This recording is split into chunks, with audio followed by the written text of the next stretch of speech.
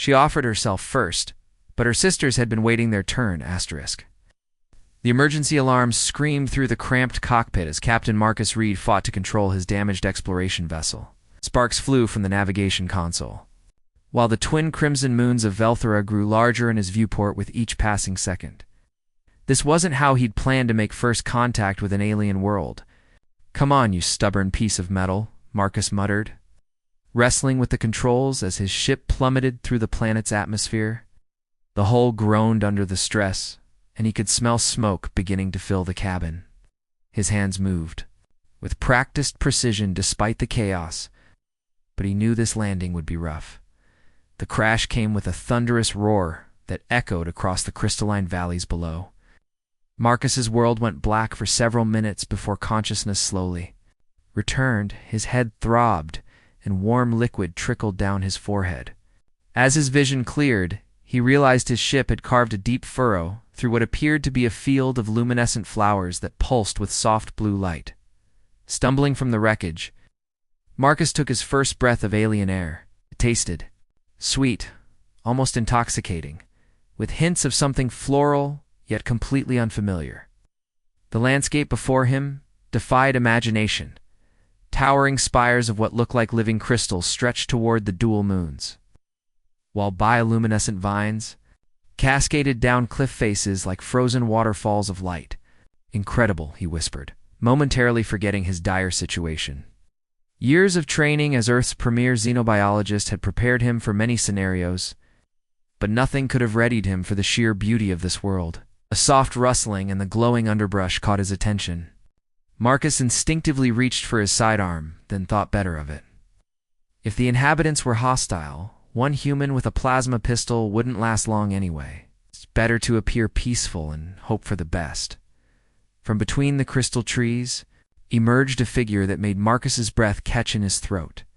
She stood nearly as tall as him, with skin that seemed to shimmer between deep purple and silver in the moonlight.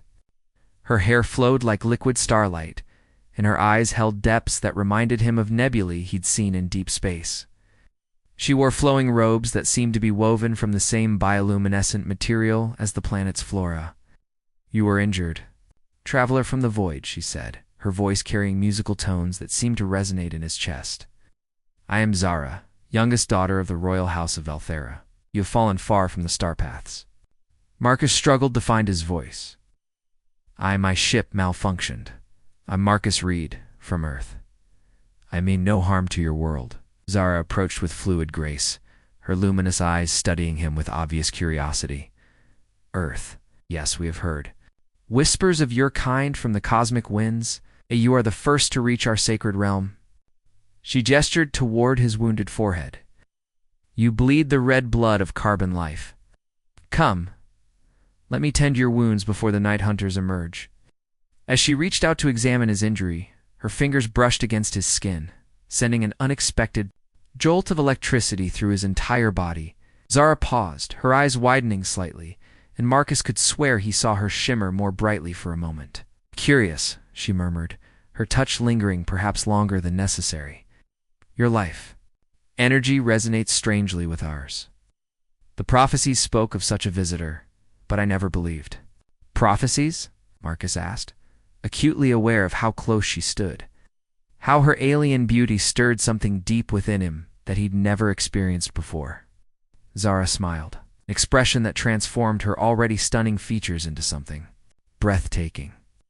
"Ancient words speak of a skyborn warrior who would fall from the crimson moons to change the fate of our world, but such tales are for later.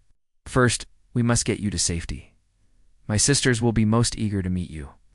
She helped him gather what he could salvage from his ship, her touch sending those same electric sensations through him each time their skin made contact. As they walked through the alien landscape, toward distant spires that glowed with warm light, Marcus couldn't shake the feeling that his life had just taken a turn he never could have anticipated. The way Zara looked at him, the careful attention she paid to his every word, suggested that his crash landing might have been far more significant than a simple accident. The adventure was just beginning, and already Marcus sensed that this beautiful alien princess might hold the key to more than just his survival on this strange new world. The palace of Velthera rose before them like a dream made manifest. Spiraling towers of living crystal reached toward the crimson moons, their surfaces pulsing with soft rhythms that seemed to match Marcus's heartbeat. As Zara led him through corridors lined with flowing water that defied gravity, he marveled at the seamless blend of nature and architecture. "My sisters await in the Chamber of Moons," Zara explained, her luminous eyes glancing at him with barely concealed excitement. "Nyx and Vera have ruled alongside me since our mother ascended to the cosmic realm. Each of us governs different aspects of our world." They entered a vast circular chamber where two other figures stood silhouetted against the light streaming through crystal windows. As they turned, Marcus felt his breath catch once again. If Zara was beautiful, her sisters were equally stunning. In their own unique ways, Nyx, the middle sister, possessed an otherworldly elegance. Her skin held a deeper purple hue with silver markings that traced intricate patterns along her arms and neck. Her hair seemed to absorb light rather than reflect it, creating an aura of mystery around her striking features. When she moved, it was with the controlled grace of a predator. Vera, clearly the eldest, commanded attention through sheer presence. Her bearing spoke of authority and wisdom, while her golden-tinted skin caught the moonlight like polished metal.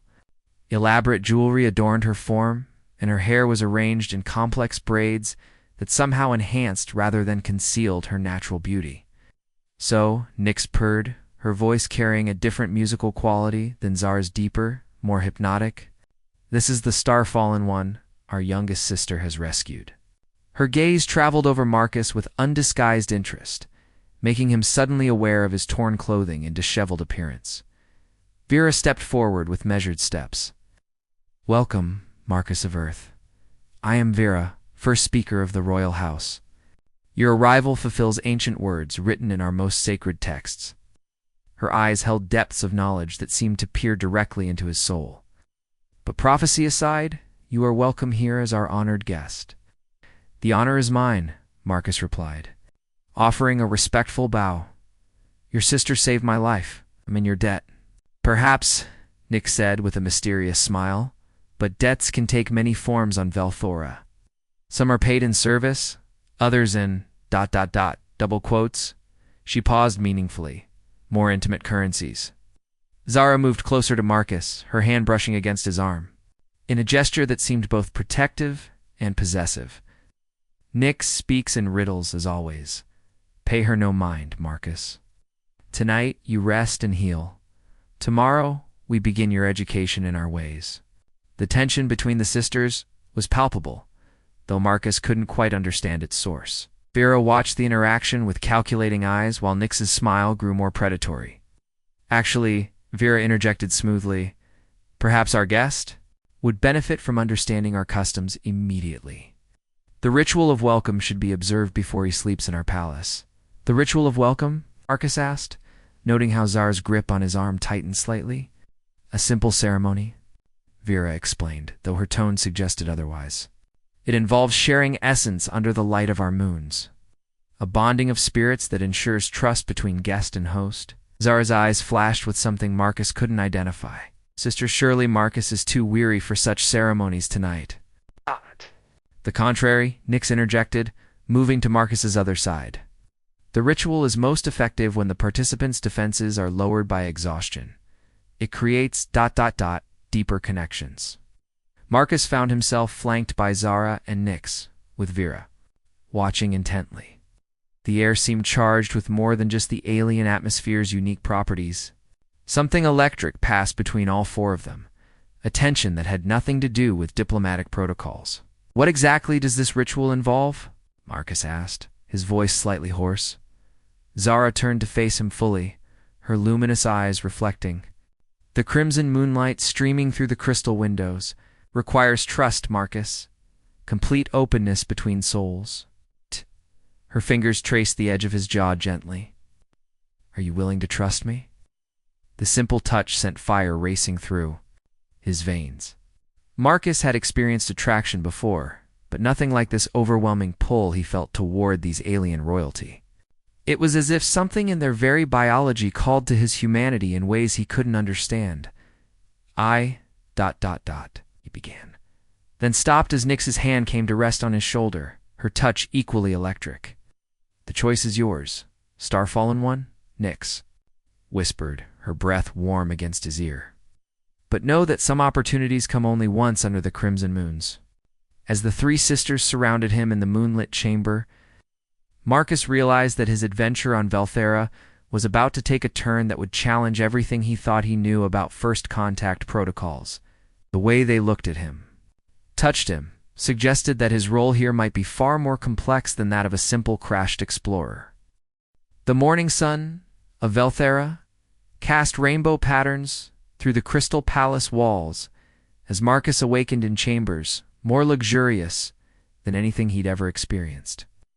Soft fabrics that seemed to respond to his touch covered a bed that appeared to be carved from a single massive gemstone.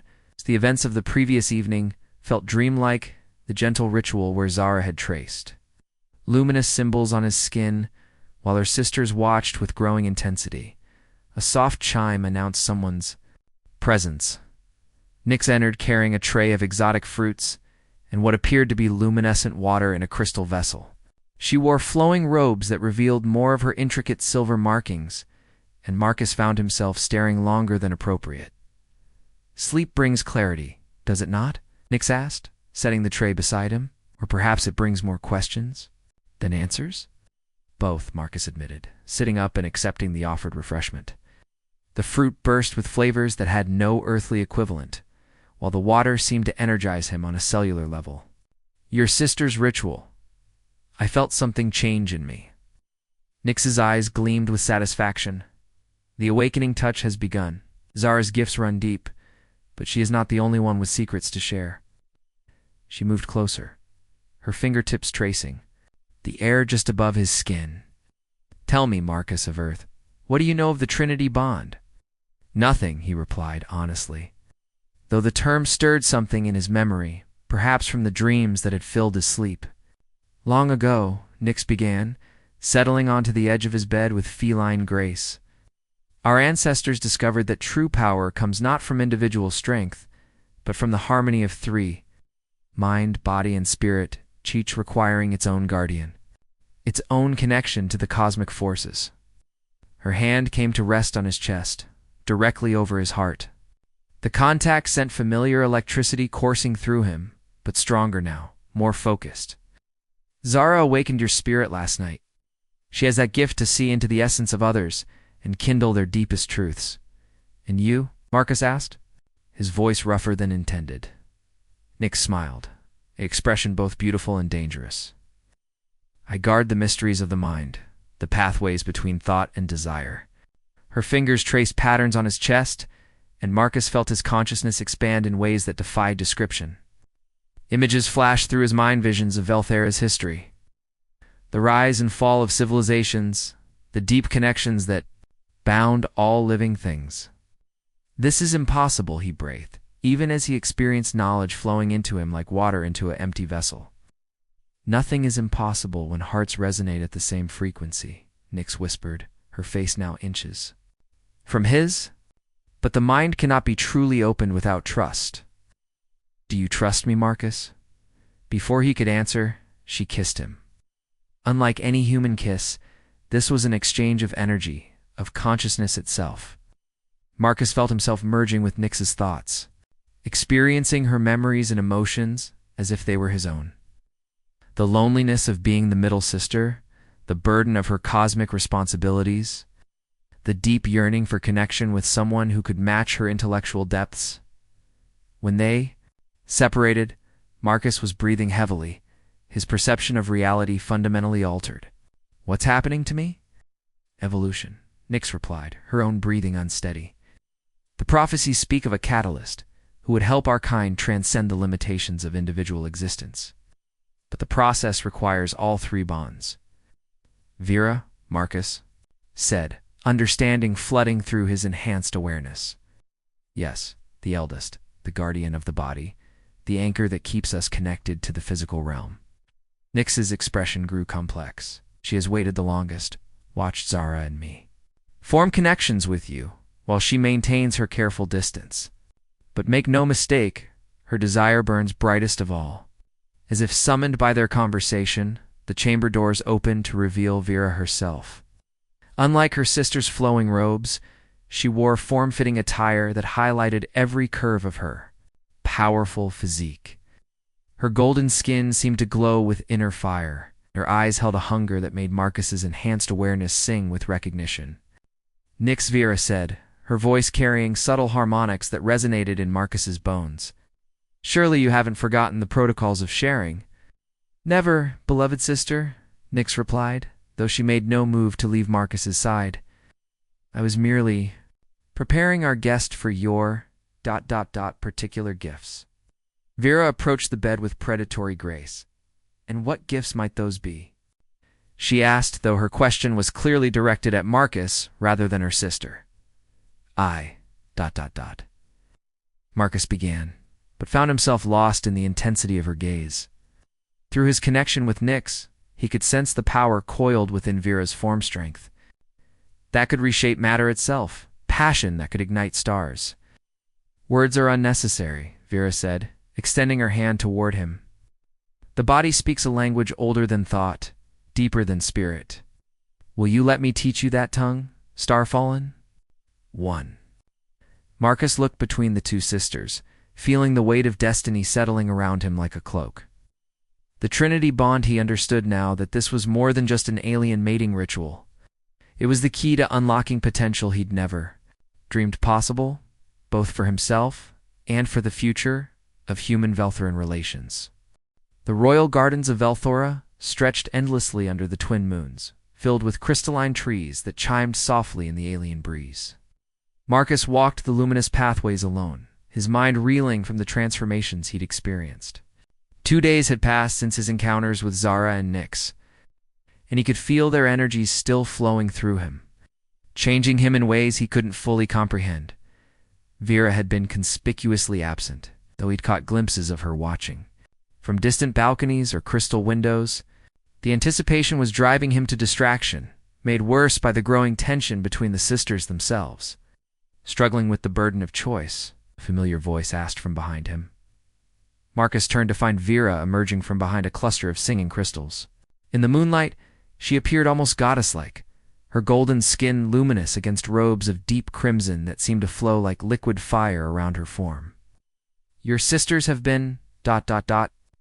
Marcus began, then stopped, unsure how to express the profound intimacy he'd shared with each of them. "Generous," Vera finished, moving closer with that same predatory grace he'd noticed before. "Perhaps too generous. They have given you gifts of spirit and mind, but they have not prepared you for the true test, which is..." Vera smiled, and Marcus felt the air itself seem to warm around them. The body remembers what the mind forgets. Marcus, of Earth. Physical. Connection transcends all other bonds because it anchors the soul to reality. Without it, she gestured to the ethereal beauty surrounding them. One can become lost in dreams and visions, forgetting the solid ground beneath their feet. She led him deeper into the gardens, to a secluded grove where hot springs bubbled up from crystalline pools. Steam rose in spirals that caught the moonlight, creating an atmosphere of intimate isolation. "My sisters compete for your favor," Vera continued, beginning to unfasten her robes with deliberate slowness. "But they misunderstand the nature of the Trinity bond. It is not about choosing one over the others. It is about becoming something greater than the sum of all parts." "Then why do I feel like I'm being torn in 3 directions?" Vera's robes fell away, revealing the full magnificence of her form. Her golden skin was marked with intricate patterns that seemed to pulse with inner light, and her strength was evident. In every line of her physique, she was power incarnate, beauty weaponized into something that could reshape worlds. "Because," she said, stepping into the warm waters and extending her hand to him, "you have not yet learned to integrate what they have given you. Spirit and mind without body are incomplete. Let me show you the final piece." Marcus hesitated, for only a moment before joining her in the crystalline pool. The water itself seemed alive, responding to their presence with gentle currents that massaged away tension. he hadn't realized he was carrying. Vera moved through the water toward him with hypnotic grace. "Tell me, Marcus, what do you truly want? From this experience, not what you think you should want, but what your deepest self craves." The question hit him like a physical blow. "I want to understand," he said finally. "To bridge the gap between our species. To learn what humanity could become if we embraced connection instead of isolation." "And personally," Vera pressed, her hands now resting on his shoulders, her touch sending waves of sensation through his transformed nervous system. "What does Marcus Reed want? Not the explorer or the diplomat, but the man." The answer rose from depths he'd never acknowledged. "To belong somewhere. To find a connection so complete that I never feel alone again." Vera's eyes softened with something that might have been compassion. "Loneliness," she murmured. "The curse of intelligent species everywhere. We three sisters have carried that burden for centuries, ruling together but never truly united. Until now." She pulled him closer, her lips finding his with a passion that dwarfed his previous experiences with her sisters. This wasn't the spiritual awakening Zara had provided or the mental expansion Nyx had offered. This was pure, primal connection that seemed to fuse their very atoms together. Marcus felt his consciousness expands once more, but this time in a different direction. Where Zara had shown him the cosmic connections between all living things, and Nyx had opened pathways of pure thought, Vera grounded him in the reality of physical existence. He experienced sensation magnified beyond human limits, every nerve ending singing with pleasure, every heartbeat synchronized with hers. "Now you begin to understand," Vera whispered against his skin. "The Trinity bond doesn't divide, it multiplies. What you share with one enhances what you share with all." As if summoned by the completion of some cosmic circuit, Zara and Nyx appeared at the edge of the grove. Marcus expected jealousy or anger, but instead he saw satisfaction on their luminous faces. "The awakening is complete," Zara said, her voice filled with wonder. "I can feel the change in him, in all of us." Nyx nodded, her dark eyes reflecting depths of new understanding. "The prophecy speaks truth. He is the catalyst we have waited for, not to choose between us, but to unite us as we were always meant to be." Vera's arms tightened around Marcus possessively. "But the final trial remains. The Council of Velthara must approve any permanent bond, especially one that would fundamentally alter the balance of power on our world." "Council?" Marcus asked, though part of him already knew the answer through his enhanced connection to the yacht. "Sisters, the ruling families of our world," Vera explained. "Some will see your presence as an opportunity, others as a threat. Tomorrow, we face them together, and they will decide whether our bond is blessing or curse." As the three sisters joined them in the crystalline pool, Marcus realized that his adventure on Velthara was about to enter its most dangerous phase. The intimate connections he'd forged with these remarkable beings would soon be tested by politics, tradition, and the ancient fears that divided their world. The council chamber of Velthora resembled an amphitheater carved from living stone, its walls pulsing with the same bioluminescent energy that permeated the planet. Representatives from the 12 ruling houses sat in crystalline seats that amplified their voices and reflected their emotional states through changing colors. Marcus stood in the center beside the three sisters, feeling the weight of countless alien gazes upon him. Elder Thane of House Corvain rose first, his ancient form radiating disapproval. "This human's presence disrupts the natural order," he declared, his words echoing through the chamber. For millennia, the royal sisters have maintained perfect balance. Why risk that harmony for a stranger from the void? "Because stagnation is death," Vera replied, her voice carrying the authority of countless generations. The ancient prophecies spoke of this moment when a catalyst from the stars would help our people evolve beyond current limitations. Murmurs rippled through the assembled council, some excited, others fearful. Lady Cynthia of House Meridian stood next, her crystalline crown catching the chamber's ambient light. "Evolution is one thing, but this alleged trinity bonds such a union has never been attempted. What if it destroys rather than creates? Marcus felt the moment had come for him to speak. Through his connections with the sisters, he could sense their emotions: Sarah's optimism, Nyx's calculating intelligence, Vera's fierce protectiveness. Drawing strength from all three, he stepped forward. "Honored council," he began, his voice steadier than he felt. "I didn't come to your world seeking to change anything. I crashed here by accident, a broken traveler who should have died in your gardens. Instead, I found something I never expected: a connection that transcends species, that bridges the gap between mind and matter, between one consciousness and another." He gestured to the sisters. Oh. "Your prophecy spoke truth, but not in the way you might think. Trinity Bond isn't about conquest or dominance. It's about synthesis, combining different strengths to create something greater than any individual could achieve alone." "Or pretty words," scoffed Counselor Rathick, his scarred features twisting with disdain. "But what proof do you offer?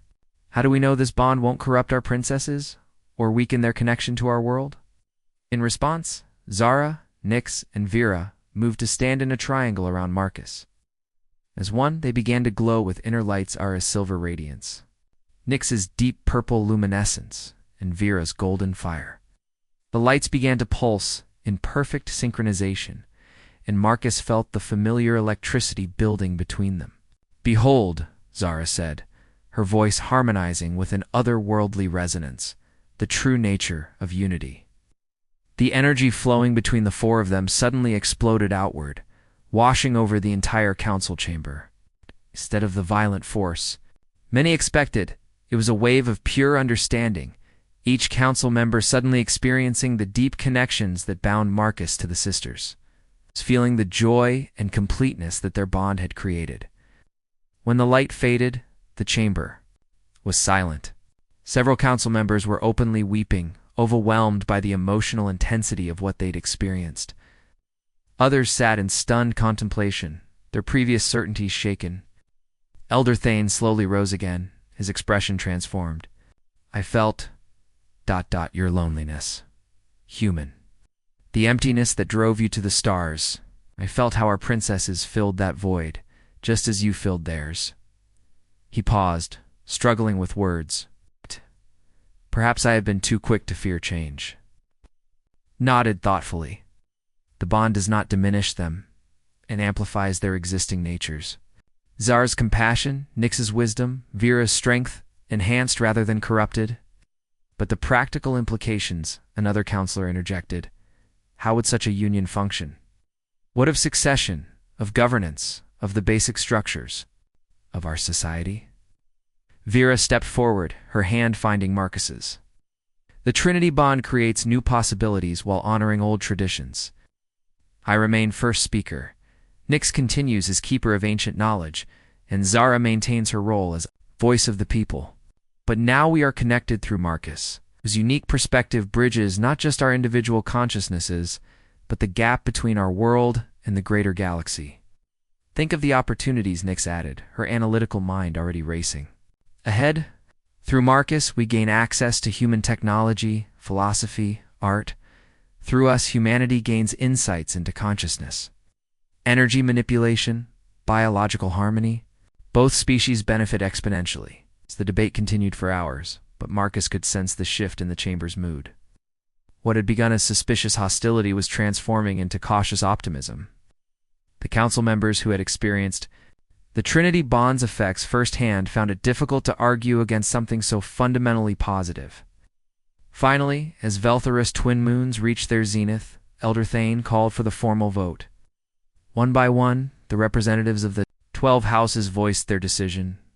Some voted reluctantly, others with enthusiasm, but when the count was complete, the result was unanimous.